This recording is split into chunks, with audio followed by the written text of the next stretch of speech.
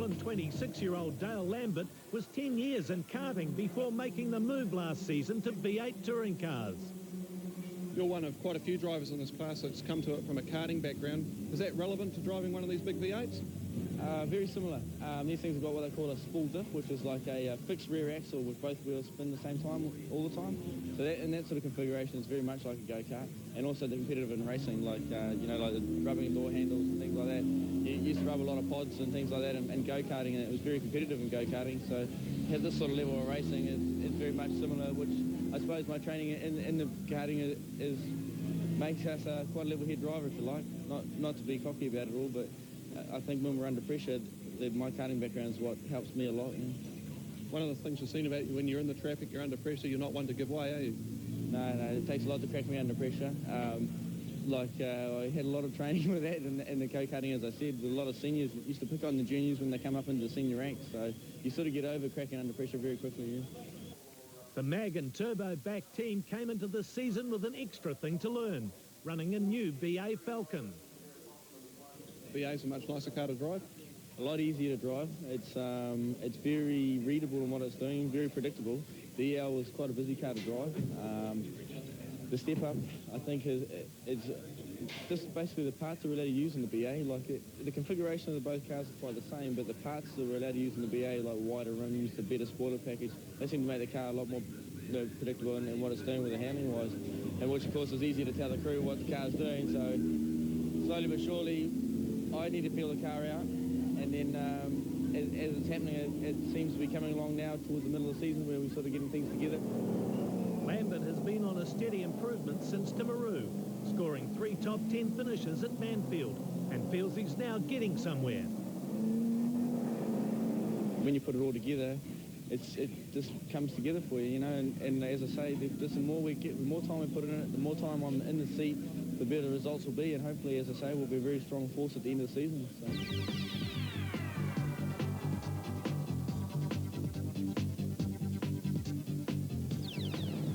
Getting ready to race here at Pukekohe Park Raceway.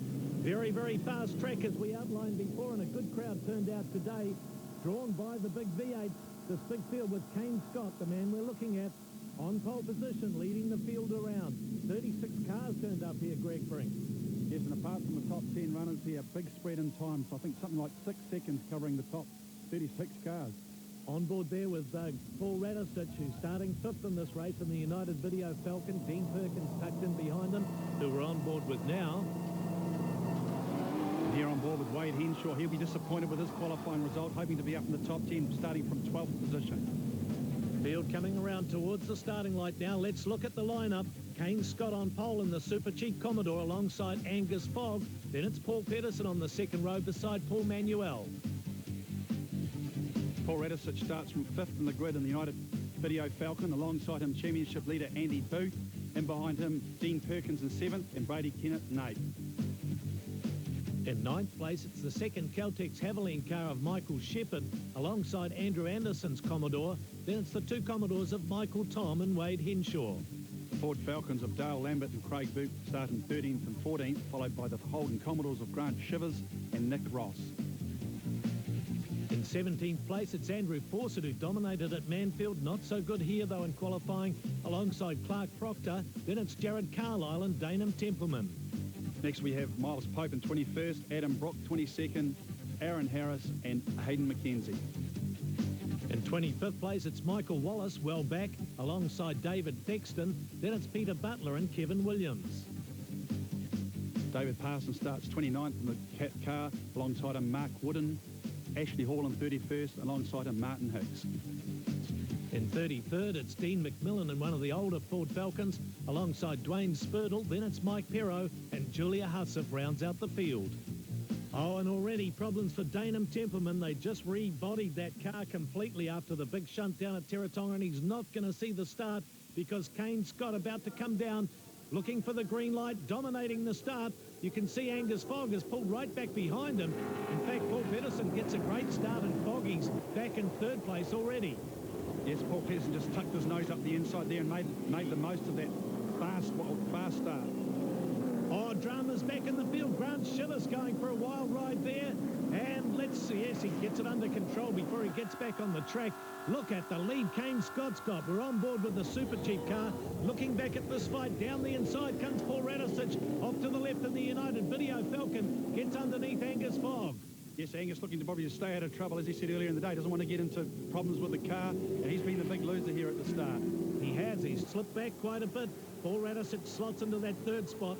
Fourth spot, Angus Fogg. Then it's Andy Booth. That's a great start from him. So those two championship contenders right there together. All Fogg off the edge of the track, looking very loose. It's one of the fastest part of the tracks just through there. Here we are with Paul Pedersen slotting himself into second place and doing it quite well so far.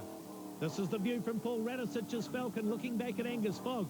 Fogg really catches him up through the S's there. Oh, bad news for Andrew Fawcett.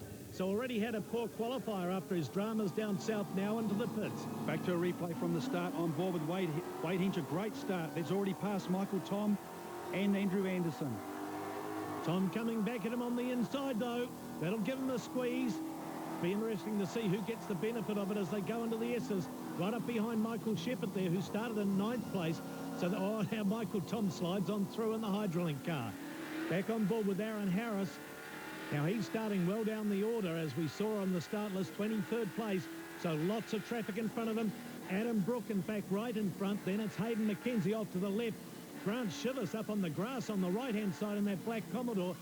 Oh, and he pulls across on Andrew Fawcett. Fawcett tangles with him, sends him right up in the air. Yes, Andrew just poked his nose down the inside. Grant moved back across, nowhere for Andrew to go. So as a result, off the track.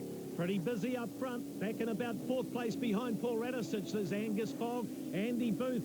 Also there, Paul Manuel getting off the edge of the track, just using it all and then some. Yes, Paul Manuel looks like he's moved up a couple of places from the start. Another guy here is looking for a big result. Had a troublesome season so far. Andy Booth doing a nice job sitting there in the lead of the championship, and there's the man just ahead of him who is second to him, but quite some distance back. So Booth really in the best position out of the championship leaders at the moment. Here we are on board with Dean Perkins, local Auckland man who knows this track better than most. Just in front of him, Paul Manuel. Going down through the S's, you see Manuel's Holden ride the S's there, bouncing up over them. Quite a bumpy track, Pukekohe, always has been. And has had a bit of rain lately, which has actually caused bumps in different places as well. Here we are on board with Paul Pedersen. Looks like he's pulled out a little bit of a gap here on Paul Radisich. Scott continues to lead, heading down back straight into the tight hairpin corner, going from like 240k down to about 60 kilometres an hour. Good fight going on back for 4th place. Behind Paul Radisich, Angus Fogg holding off Andy Booth. Oh, that's his teammate, Nick Ross, turned around. The other TKR car turned around by someone now parked in a very vulnerable position. He'll definitely be wanting to get out of the way of that. Here we have a replay from a different perspective inside Wade Henshaw's car. Let's just see what happens here. Oh, yes, Michael Shepherd just touched the back, nowhere to go, spun him around. Andy Anderson gets a break there, and he dives through on the inside and makes the most of that. Another replay, this one from the perspective of Michael Tom, running up ahead of Nick Ross. There in the background, you see Ross get turned around. Dale Lambert, meantime, tucked right up behind the wing of the Hydrolink car. Angus Fogg down the front straight, again pulling around 220k down the front straight into this fast right-hand sweep of the cars moving around in the bumps. Really hard to keep it on line. Well, certainly when they use the edge of the track and then some in both places, if they take that fast right-hand sweeper, they're running right off on the dirt there. It just helps make that S-bend straighter. Well, into the first 10-lap race for the Parkrun ZV8 here at Pukekohe. Kane Scott in control out front. In second place, Paul Pedersen. Then quite a fight going on for 4th on back, involving this man, Andy Booth, Angus Fogg, just ahead of him. Yes, the main players all up near the front, looking to gain valuable points. This is the part of the championship, or the time of the championship, when it really starts to count. And great to see Kane Scott coming back after such an indifferent round at Mansfield a few weeks ago. Yes, there were many dramas at Mansfield 2 weeks ago, one involving Paul Manuel. Good to see him back in competitive action again. Yes, his second big accident in the series, and he really hasn't had much going well for him this year. So let's just hope he can pull it together for this round. Yes, it's one of the key teams in the whole of the V8 Touring Car Championship. Excellent presentation from the Oryx team with its own transporter, etc., etc. But just goes to show you, sometimes the luck runs all against you. At the moment, it's going the way of this man, that's for sure, Kane Scott. We said before, he's had the highs and lows in the championship. Now he's having one of the highs, running away from this field. They're stringing them out now. They've all settled down into their race pace. Looking back further in the field, here we are with Michael Tom looking back at Dale Lambert. Again, two guys that were running quite high up last year that have struggled for pace a little bit this year, Wayne. They're having a good fight here today. They've tucked in behind Brady Kennett. Up ahead of Michael Shepherd would be in the next Caltex Havoline car, sitting back in about 8th or 9th place. As you can see over the top of the hill here, the cars move around quite a lot there. You can see using the full width of the track, maximising that corner speed over the top of the hill. And very quick down this plunge down the front straight past the spectator areas here at Pukekohe and this very testing corner. That really is something, these S's at Puke, aren't they, Greg? Yes, they are. And for a race driver's perspective, this Pukekohe track really heightens the senses. I mean, you're really three-quarters of the track full on. Oh, Aaron Harris, more bad luck for him. He's had so much bad luck this season, pulling into the pits, and looks like it might be terminal. No, they're going to check things out. But really, no luck at all so far this season. 9th place, I think, is his best so far. Yes, I was just going to say there, looks like he's got an overheating problem. Oh, challenge coming on Paul Manuel. Andy Booth, the series points leader, coming down inside him.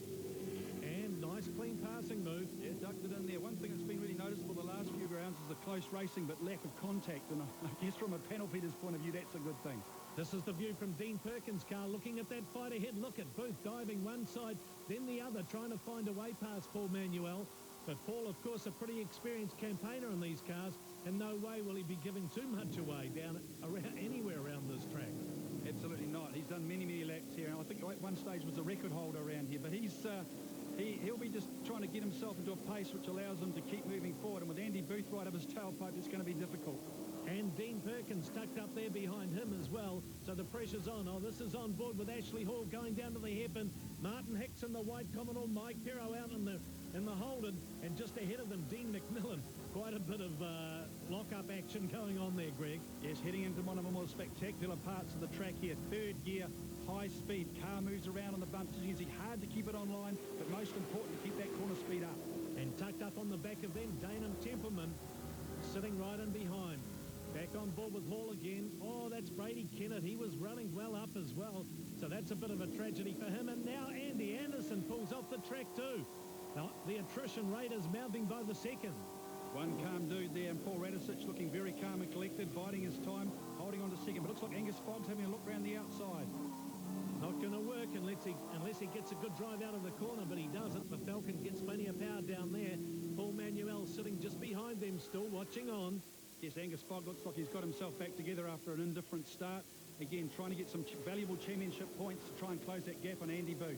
Now, what did he say before the racing started? Oh, that's Templeman in trouble again, off at the hairpin, and he's parked it.